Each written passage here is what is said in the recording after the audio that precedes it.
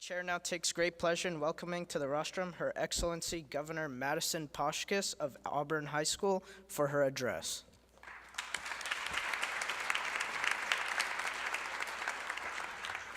Thank you.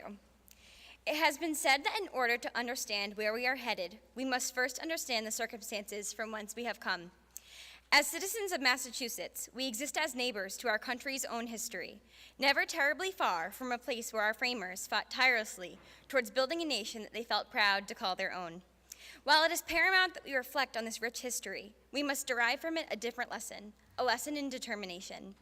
As crusaders of progress in an ever-changing world, we as students must fight with the tenacity of our forefathers towards a brighter future by promoting the common good. The future that I speak of will be one illuminated by the light of comprehensive civic education for ourselves and for our peers.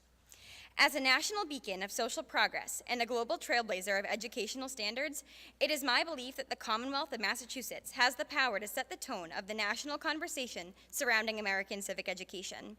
Signed into law by Governor Baker this past fall, Act S 2631, an act to promote and enhance civic engagement, will serve as an essential foundation on which we will build a coalition of Massachusetts youth who strive to advance the classical Republican principle of the common good. While these lessons and projects that comprise the new curriculum start in our public schools, the benefits of civic education extend far beyond the walls of the classroom. Civic education fosters leaders, critical thinkers, and mindful citizens that enthusiastically participate in the democratic process even before they are of legal voting age. As students, it is our job to never stand idly by, but to be perpetually seeking opportunities in civic engagement. For instance, the opportunity to serve as midterm election assistants was afforded to myself in my AP government classes this past November. We assisted Auburn's electorate in finding their precinct, fed their ballots into the machines, and provided administrative assistance to the town's election committee before and after the polls were open. This was an incredibly rewarding opportunity, one that allowed us to experience the democratic process right in our own high school's gymnasium. It is these voluntary, hands-on experiences in civic engagement that I encourage my peers to pursue whenever possible. Opportunities such as these strengthen our community twofold, allowing our students to observe democracy in action while providing assistance, thus advancing the common good. Most importantly, we are actively affirming to these student volunteers that the most important facet of our democracy is that it starts in our own backyards. This invigorates students of voting age to cast their ballots and maintains the political enthusiasm of younger students at a promising momentum. By maximizing student engagement in politics, we are ensuring that a new generation will skillfully inherit our world. It is my belief that we, the progeny of today's citizenry, must engage in healthy and spirited debate today in order to lead by example tomorrow. We have been born into an era of political divisiveness and hyperpartisanship so intense that it mirrors violent chapters in the storybook that is our history.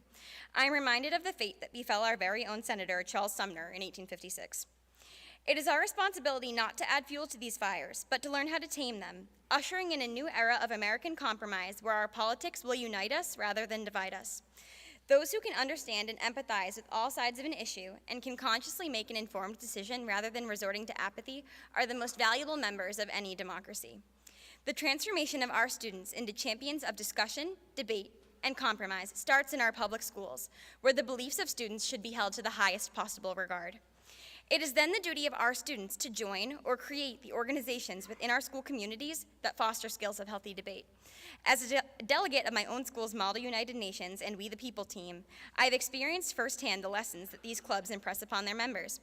My hope is that the newly signed legislative act inspires essential conversations that extend outside of the classroom and encourages students to never stop researching and never stop discussing. These discussions will aid the youth of Massachusetts in striving to advance the common good of all through individual acts of civic virtue. It is my vision that the present youth of Massachusetts will soon become some of the most civically engaged people in the country, and that we will effectively utilize the lessons we learn to galvanize others towards national change. Rather than tiptoe around the schisms that exist in our communities, in our nation, and in our world, let us tactfully embrace them. Let us listen more loudly than we speak, and let us strive to stimulate our democracy every day. To echo the sentiments of the great Governor John Winthrop, let Massachusetts again be a city on a hill.